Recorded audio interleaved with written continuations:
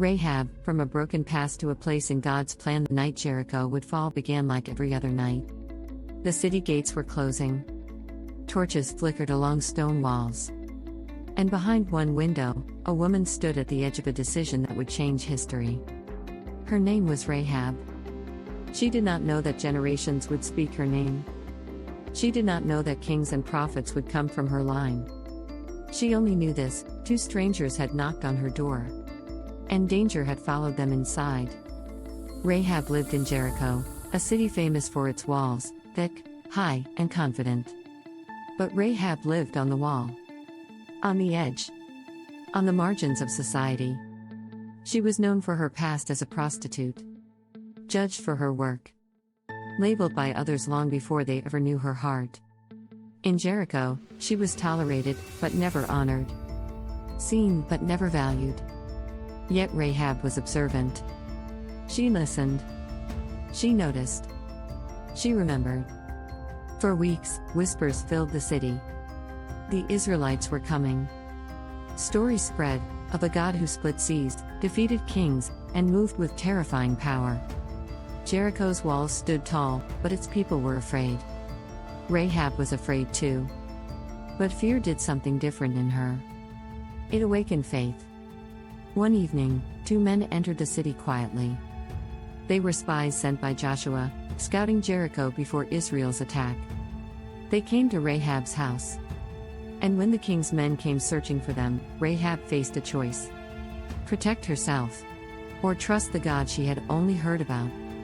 She hid the spies under stalks of flax on her roof. When soldiers demanded answers, Rahab lied to save them. In that moment, Rahab crossed an invisible line. She chose faith over safety. Truth over fear. God over reputation. Later that night, Rahab spoke words that revealed her heart.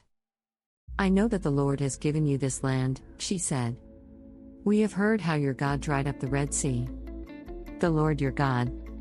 He is God in heaven above and on the earth below. Rahab believed.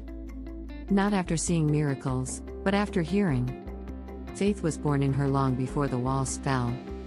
She asked for mercy. Not just for herself, but for her family. The spies agreed. They gave her a sign. Rahab was instructed to hang a scarlet cord from her window. Red against stone. Hope against fear. A signal of faith. That cord marked her house, not because she was perfect, but because she believed. The day came. Israel marched around Jericho. Once. Twice. 7 times. And then, the walls collapsed. Dust filled the air. Stones fell. Jericho was destroyed. But Rahab's house remained standing. She and her family were spared, exactly as promised. Faith saved her life. Rahab left Jericho behind. Not just the city, but the identity that once defined her. She joined Israel. She married Salmon. She became the mother of Boaz, a man known for integrity, kindness, and redemption.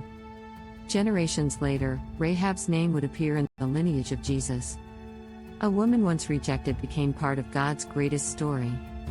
What Rahab teaches us: Rahab teaches us that faith does not require a perfect past. God uses unlikely people. One brave decision can change generations. Redemption is never out of reach. She was not saved by her works, but by her faith. Rahab's story reminds us that God does not knock only on the doors of the righteous.